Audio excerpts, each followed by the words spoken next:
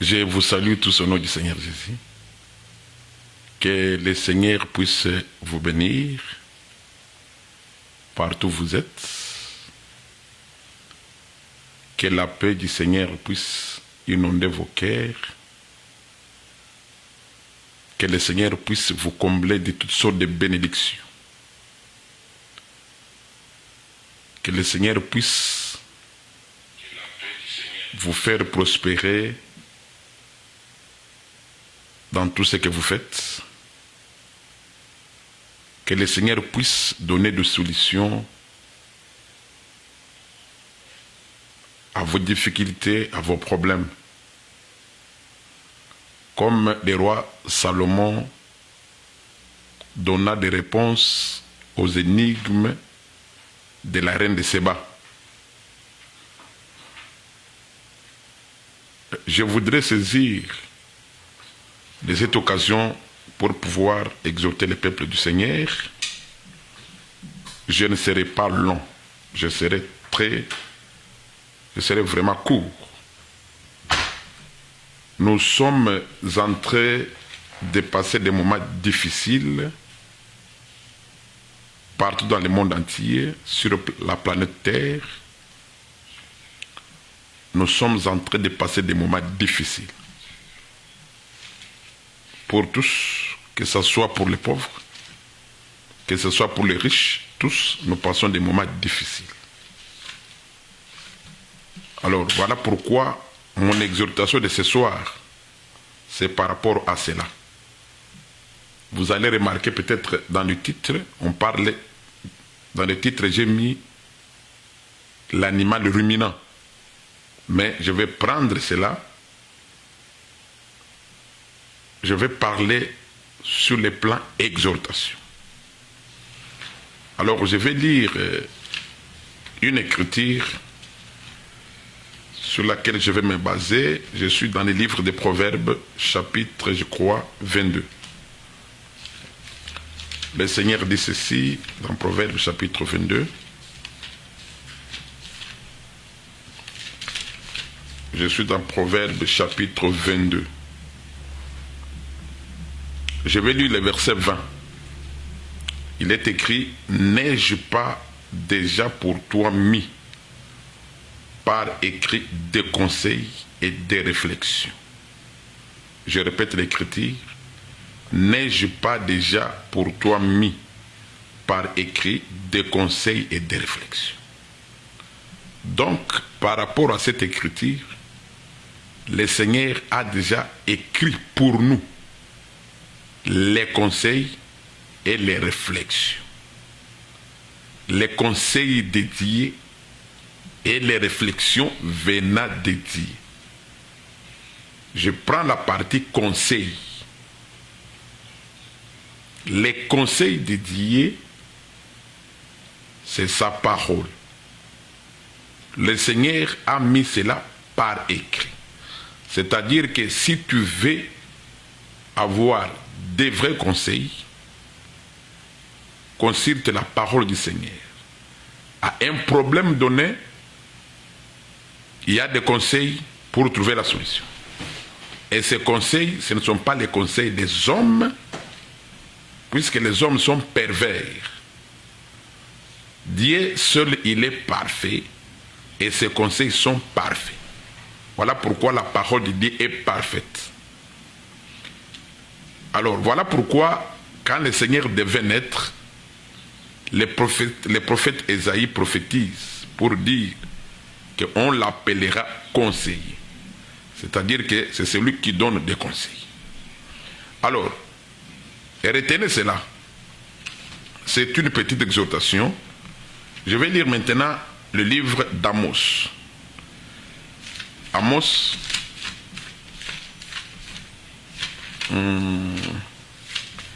je suis dans le livre d'Amos au chapitre 3. Écoutez ce que le Seigneur dit. Je lis Amos chapitre 3 verset 6. Sonne-t-on de la trompette dans une ville sans que le peuple soit dans l'épouvante? Arrive-t-il un malheur dans une ville sans que l'Éternel en soit l'auteur? Voilà. Arrive-t-il un malheur dans une ville sans que l'Éternel en soit l'auteur? Donc, par rapport à cette écriture, quand un malheur arrive dans une ville, c'est que c'est l'Éternel qui est l'auteur. Apparemment, avec l'intelligence de l'homme, on ne peut pas accepter. Mais ça, c'est l'écriture. On ne peut pas réfuter cela, c'est écrit. Ça, c'est le prophète Amos plutôt, qui a parlé de la part du Seigneur. Donc, s'il y a un malheur dans une ville, c'est que c'est l'Éternel qui est l'auteur de ce malheur, par rapport à cette écriture-ci. La ville peut aussi être considérée comme un enfant de Dieu, c'est toute une ville. Puisque quand vous lisez Matthieu chapitre 6, le Seigneur appelle ses disciples une ville située sur la montagne. Donc le peuple aussi est appelé une ville.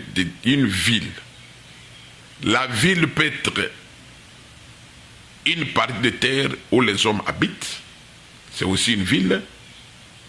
Mais la ville aussi, c'est aussi le peuple de Dieu. C'est-à-dire que si le peuple de Dieu peut passer par des moments difficiles, ils doivent d'abord chercher à comprendre. Ils doivent comprendre que ces malheurs qui leur arrivent, c'est l'Éternel qui en est l'auteur. Ça, ce n'est pas moi qui le dis, mais c'est l'Écriture qui dit cela. Je répète, aux yeux de l'homme, ça peut sembler être faux, mais c'est une vérité. C'est une vérité qu'on ne peut pas réfuter puisque c'est écrit. Alors, quand nous rentrons dans Proverbe 22, verset 20, le Seigneur a déjà nous a déjà donné des conseils, cela par écrit. C'est-à-dire que quand un malheur arrive, donc il doit y avoir aussi des conseils par rapport à ces malheurs-là.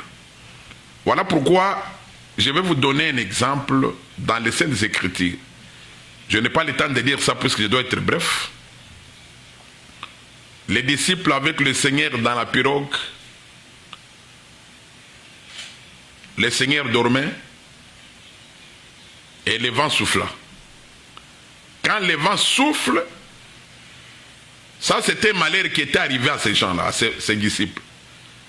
Tous ont commencé à crier, Seigneur, nous périssons. C'était un malheur qui était arrivé. Mais qui était l'auteur? C'est cette écriture aussi, qui confirme que c'est lui qui avait fait à ce que les malheurs leur arrivent dans la pirogue, c'est le Seigneur.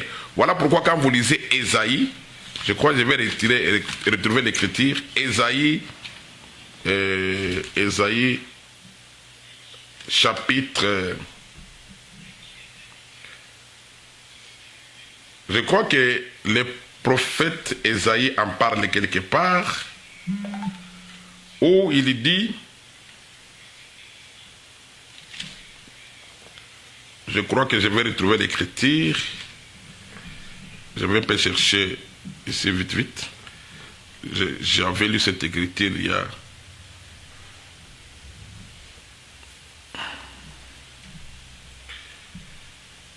Je suis dans Ésaïe.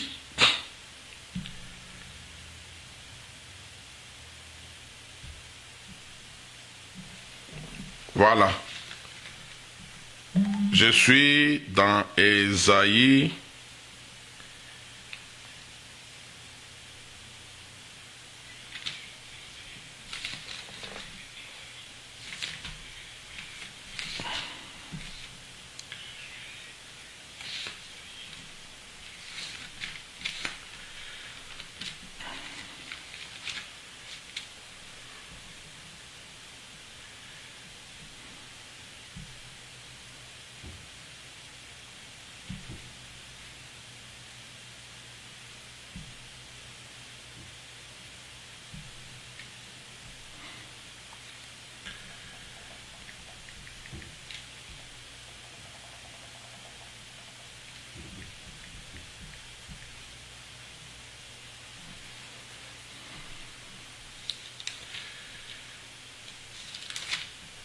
Oh, je ne retrouve pas l'écriture. Hein.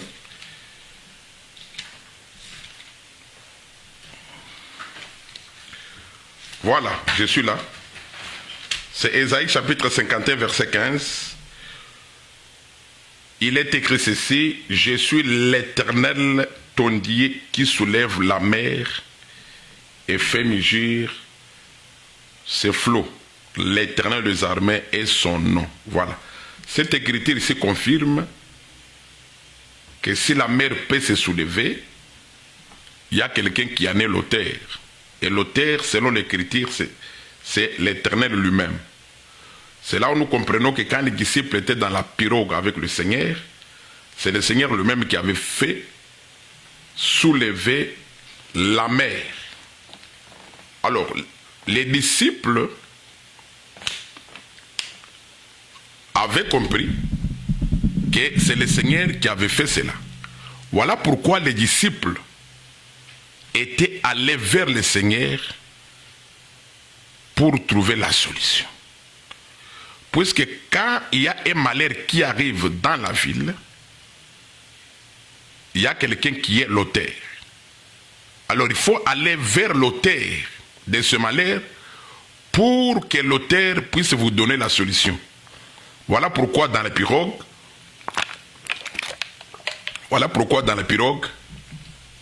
les disciples n'étaient pas sortis de la pirogue, mais ils étaient allés vers le Seigneur qui est le maître de toutes choses. Ils étaient allés les réveiller pour qu'il puisse leur donner la solution. Et celui-là, quand le Seigneur s'est réveillé, il a parlé au vent et la mer s'est calmée. Pour dire que les moments que nous sommes en train de passer aujourd'hui, c'est un malheur. Aujourd'hui, il y a des églises qui sont fermées. Il y a des enfants de Dieu qui ne savent pas aller à l'église à cause de la pandémie qui est en train de ravager le monde entier. Cette pandémie, c'est une surprise pour le peuple de la terre. Mais ce n'est pas une surprise pour Dieu. Chez Dieu, il n'y a pas de surprise, il n'y a pas d'hasard devant Dieu. Alors, qu'est-ce qu'il faut faire? Comme c'était malheur, qu'est-ce que nous allons faire? Nous n'allons pas croiser les bras, mais nous devons faire comme les disciples avaient fait dans la pirogue. Puisqu'il est écrit, il a déjà mis pour nous par écrit des conseils et des réflexions. Il a déjà tout dit. Surtout nous qui vivons dans cette génération, nous sommes heureux puisqu'il n'y a rien de nouveau sous le soleil. Nous ne sommes pas les premiers à connaître le malheur sur la terre. Il y a ceux qui sont venus avant nous dans ce monde. Ils avaient connu aussi le malheur. Mais ceux qui étaient des enfants de Dieu, c'est-à-dire ceux qui avaient foi en Dieu, pour trouver la solution au malheur, ils étaient allés vers le Seigneur, qui est le maître de toutes choses. Voilà pourquoi même quand vous lisez 2 Chroniques, je crois que je vais retrouver l'écriture, 2 Chroniques chapitre 6. 2 Chroniques chapitre 6. Là, je lis les versets 28. L'écriture dit: car la famine, la peste, la rouille et la nielle, les sauterelles d'une espèce ou d'une autre seront dans les pays quand l'ennemi assiégera ton peuple dans son pays. Dans ses portes, quand il y aura des fléaux ou des maladies quelconques, si un homme, si tout ton peuple d'Israël fait entendre des prières et des supplications, et que chacun reconnaisse sa plaie et sa douleur, et tende les mains vers cette maison, exauce-les des cieux, du lieu de ta demeure et pardonne, ainsi de suite. Donc, le Seigneur avait déjà dit par Salomon que quand tu auras des maladies quelconques, là le Seigneur n'a pas défini les types de maladies. C'est là où nous comprenons que la maladie qu'on appelle, ou soit la pandémie appelée coronavirus, est incluse dans ce qu'on appelle des maladies quelconques. Donc le Seigneur avait déjà parlé du coronavirus il y a longtemps, puisqu'ici il a parlé des maladies quelconques. Donc quand tu auras des maladies quelconques, qu'est-ce que nous allons faire? Nous allons implorer la miséricorde de Dieu. Voilà pourquoi mon exhortation, c'est par rapport à l'animal qui rumine. Voilà pourquoi quand vous rentrez dans Lévitique 11, le Seigneur avait dit ceci aux enfants d'Israël, que voici les animaux que vous mangerez. Il a dit, je vais dire à partir du verset 1er, l'Éternel parla à Moïse et à Aaron et leur dit, parle aux enfants d'Israël et dites, voici les animaux dont vous mangerez parmi toutes les bêtes qui sont sur la terre. Vous mangerez de tout animal qui a la corne fendue, les pieds fourchus et qui rumine. Donc moi je prends l'animal qui rumine. L'animal qui rumine, naturellement parlant, c'est un animal qui remâche, ou soit qui mange ce qu'il avait déjà mangé. C'est-à-dire, il va dans une prairie, il va manger l'herbe, et après un moment, il va faire, on dirait ce qu'on appelle les renvois, ramener ce qu'il avait mangé, il ramène ça dans sa bouche et il mange de nouveau. Voilà. C'est cet animal que le Seigneur a appelé l'animal pur. Donc, or, quand le Seigneur parle des animaux purs et impurs, le Seigneur ne voyait pas les animaux physiques. Mais ici, il y avait un langage caché de Dieu que je voudrais expliquer ici. Un animal pur doit être ruminant, c'est-à-dire il mange et ce qu'il avait mangé avant, il va encore manger cela de nouveau. Alors, quand nous rentrons maintenant dans les Écritures ici, nous les hommes aussi, nous sommes considérés comme des animaux. Le Seigneur lui-même, il est aussi considéré comme un animal. Vous allez vous souvenir, tantôt on pouvait l'appeler l'agneau de Dieu. Mais en réalité, il n'était pas un agneau, mais on le compare à l'agneau. Tantôt on peut l'appeler veau, tantôt dans les Saintes Écritures, on peut l'appeler lion, on peut l'appeler vache. Mais quand vous regardez dans le Seigneur, vous allez voir cette nature d'un animal qui rumine. Ce qu'il avait mangé, ça revient. Il va encore manger. Or, manger dans les Saintes Écritures explique beaucoup de choses. Mais dans le contexte actuel, dans le contexte présent, quand on dit que le Seigneur,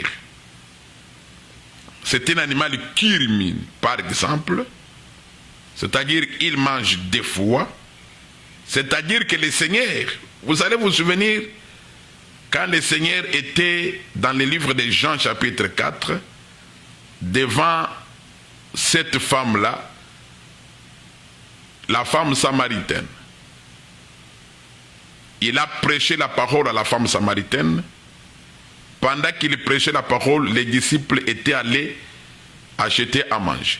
Mais quand les disciples reviennent, ils lui présentent à manger. Le Seigneur va dire qu'il avait déjà mangé.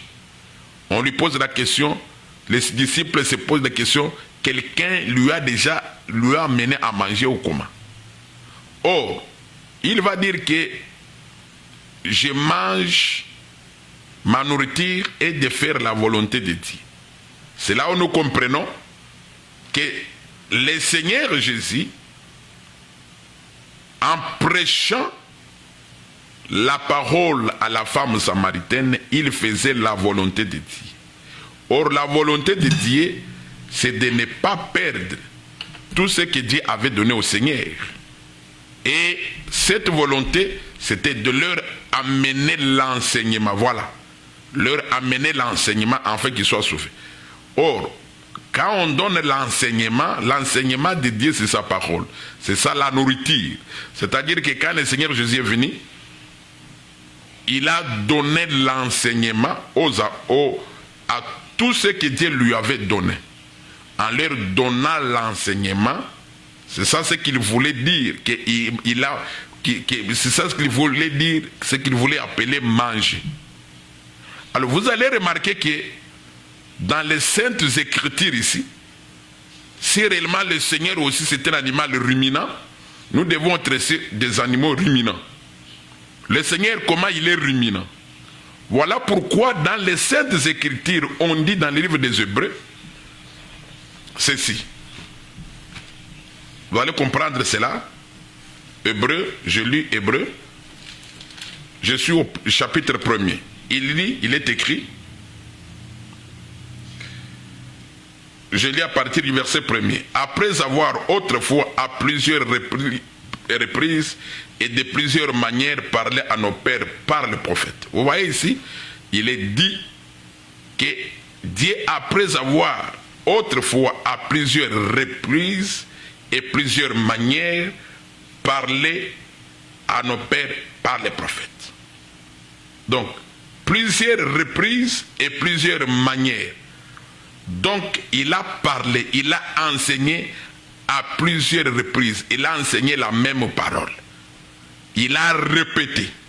Puisque un animal ruminant, c'est un répétiteur. C'est ça ce que Dieu a fait. Dieu a répété sa parole à maintes reprises. Il a enseigné à maintes reprises. Voilà pourquoi, premièrement, le Seigneur, Dieu lui-même, il a la nature d'un animal ruminant. Voilà pourquoi nous aussi, nous devons avoir la même nature d'un animal ruminant. C'est-à-dire que ce que nous avions mangé, ce que nous avions écouté comme la parole, ce qu'on nous a enseigné, nous devons revenir sur cela chaque fois. Voilà pourquoi dans des moments pareils, nous devons montrer notre nature de l'animal ruminant. Même si les églises sont fermées, mais nous avions déjà eu la grâce de manger, c'est-à-dire d'avoir écouté l'enseignement. Nous avons déjà eu la grâce d'avoir appris comment prier. Voilà pourquoi, même dans nos maisons, nous devons prier et nous exhorter. Souvenez-vous qu'il y a eu même du temps des apôtres, où il y avait des tribulations. Les Saintes Écritures nous montrent comment les gens se réunissaient dans des maisons pour prier.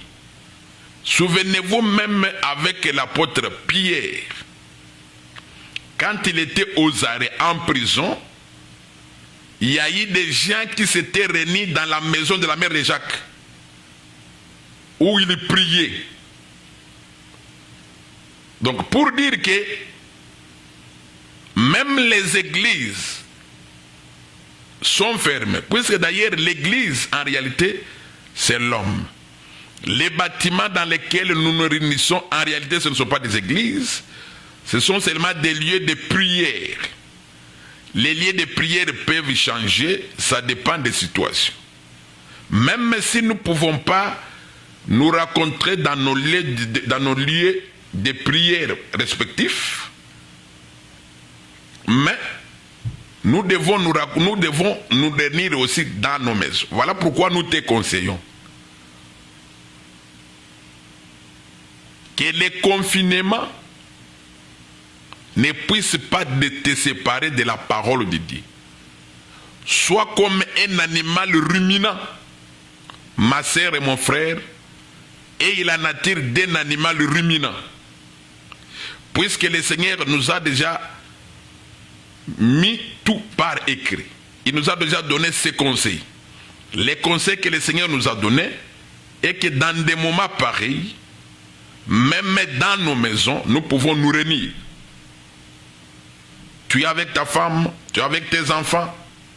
Même si tu es seul, médite la parole, prie. Et cela, ça sera pour la gloire du Seigneur. Que cette pandémie ne puisse pas te séparer de la parole de Dieu. La pandémie n'est pas aussi éternelle. Les malheurs qui sont sur la terre ne sont pas éternels. Les souffrances ne sont pas éternelles. Cette pandémie passera. Personne ne connaît les moments où ça va prendre. Dieu seul sait. Si ça prendra 6 mois, 1 année ou 2 ou 5, personne ne le sait. Mais dis-moi ce qui est sûr, la pandémie n'est pas éternelle. Je t'exhorte ce soir d'avoir la nature d'un animal ruminant. Ce que tu avais entendu hier, et reviens sur cela. La parole de Dieu ne vieillit jamais. Notre Dieu ne vieillit jamais. C'est l'homme qui vieillit, mais la parole est la même. Voilà pourquoi l'Écriture dit que le Seigneur Jésus, il est le même hier, aujourd'hui, éternellement. Donc mon exhortation de ce soir est que tu puisses avoir la nature d'un animal ruminant. N'attends pas que ton pasteur vienne pour que tu puisses prier. L'enfant est malade à la maison, prie pour ton enfant. Impose les mains sur ton enfant.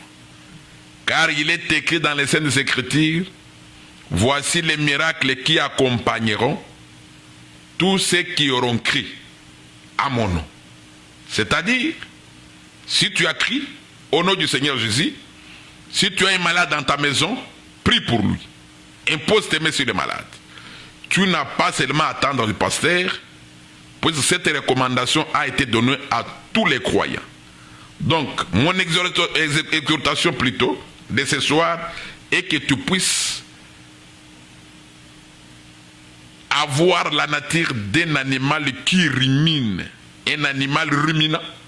Le Seigneur aussi, il est un animal ruminant. Voilà pourquoi il nous a enseigné en répétant ce qu'il a enseigné, mais de différentes manières. Voilà aussi, nous devons avoir cette nature. Ce que nous avions mangé hier, qu'on puisse manger aujourd'hui. Qu'on continue à prier, qu'on continue à s'exhorter dans nos maisons respectives. Que le Seigneur puisse vous bénir. On s'arrête là.